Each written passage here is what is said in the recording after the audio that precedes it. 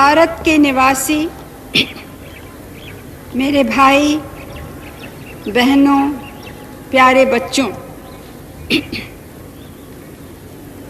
जब भी मैं यहाँ झंडा फहराती हूँ तो उस दिन की याद आती है जब पहले दफ़े आज़ाद भारत का झंडा यहाँ जवाहरलाल नेहरू ने फहराया था। वो याद आती है कि किस मुसीबत और कष्ट और कुर्बानी से ये देश गुज़रा, किन आशाओं को लेके हमने यहाँ पे अपना झंडा फहराया। आज जब हम पीछे देखते हैं इन वर्षों के तरफ तो ये देखते हैं कि जो रास्ता अपने सामने हमने रखा था उस पे काफ़ी दूर हम आगे बढ़े हैं। साथ ही साथ भूल भी हुई है, गलतियां भी हुई हैं, काम में कमी भी हुई है।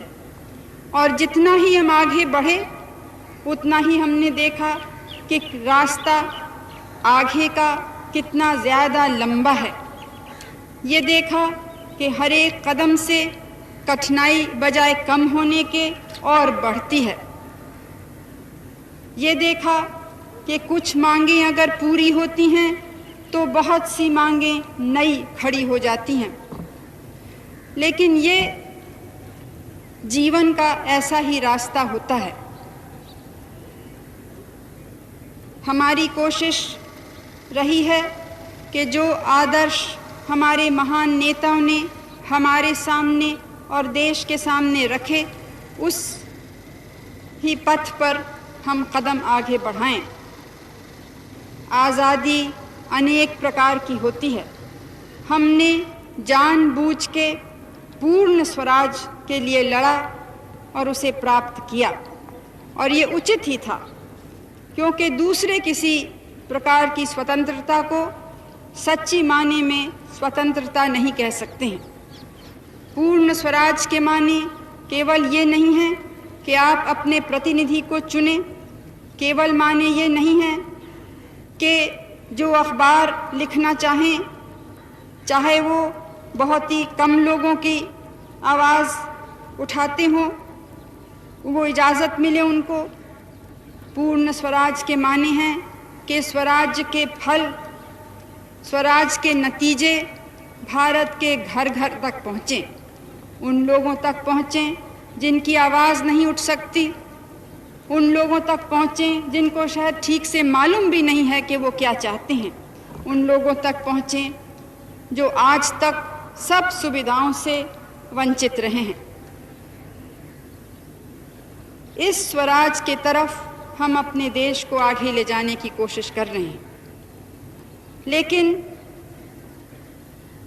ये रास्ता बनाने में बहुत से रोड़े आते हैं। किसी न किसी वर्ग के, किसी न किसी गुट के या किसी न किसी व्यक्ति के हित पर कुछ थोड़ा सा धक्का लगता है। हम चाहते हैं कि सबके जीवन में सुधार आए, बड़ा सा बड़ा हो, छोटा सा छोटा हो। लेकिन अगर आप सोचें तो आपको खुद यह महसूस होगा कि जिसके पास आज भी है उसको अगर और ज़्यादा मिलता जाता है तो जिसके पास नहीं है उसको कैसे कुछ मिल सकेगा। यही कारण है कि हमारा कार्यक्रम है तो सब भारतीयों के लिए, लेकिन ज़्यादा ध्यान उन वर्गों पर दिया जाता है जो कमज़ोर कहलाते हैं, चाहे किसी कारण कमज़ोर हों, जाति के कारण, आर्थिक स्थिति के कारण, देश के किसी पिछड़े हुए इलाके में रहने के कारण।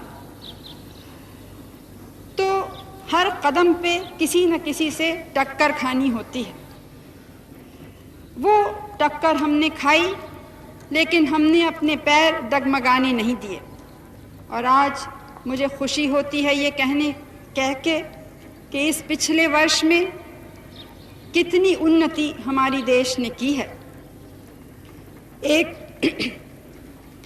कार्यक्रम हमने जनता के सामने रखा, उसमें कुछ सरकार के कर्तव्य थे और कुछ जनता के कर्तव्य थे। क्योंकि एक नया अनुशासन आया, क्योंकि एक नई भावना आशा की, उम्मीद की जनता के दिलों में उत्पन्न हुई, तो सब ने इस कार्य में सहयोग दिया। मैं ये नहीं कहती हूँ कि वो कार्य पूरा हो गया या जितना हम समझते थे, जितना हम चाहते थे वो भी पूरा हुआ, ऐसा नहीं हुआ है। लेकिन तब भी ठोस जोरदार कदम आगे बढ़े हैं और काम चालू है। सब जगह बराबर का नहीं है। जहाँ भी जनता जागरूक है, जहाँ के कार्यकर्ता मजबूत हैं, वहाँ पे वो काम और तेज़ी से आगे बढ़ा है। आप सबको तो मालूम है कि उत्पादन कितना बढ़ा, करीब करीब 7% हमारी देश की उन्नति हुई है। इसी प्रकार से जो हमें गरीबों को घर देने का कार्यक्रम था, 70 लाख परिवारों को घर मिले हैं। बिजली बहुत बढ़ी है, 2000 मेगावाट से। सिंचाई का कार्यक्रम तेज़ी से बढ़ा है और हमारी आशा है कि और तेज़ी से बढ़ेगा। ज़मीन सुधार का कार्यक्रम भी जितना हम चाहते थे उतना अभी भी नहीं हुआ। ये कोई नया कार्यक्रम नहीं है, बहुत पुराना है। लेकिन जब भी ये इसको हाथ में लेते हैं तो जहाँ पे ज़मीन का बंटवारा होता है वहाँ पे नए प्रश्न उठ खड़े होते हैं। और क्योंकि दूर दूर जगह हैं, सब जगह आँख भी नहीं पहुँच सकती और ठीक से उसकी खबर लोग समय पे नहीं देते हैं, तो बहुत सी गलतियाँ भी होती हैं। ये सब मुझे मालूम है और इसीलिए हर साल यहाँ और जहाँ भी मैं बोलती हूँ, मैं इसी बात पे जोर देती हूँ कि जब तक जनता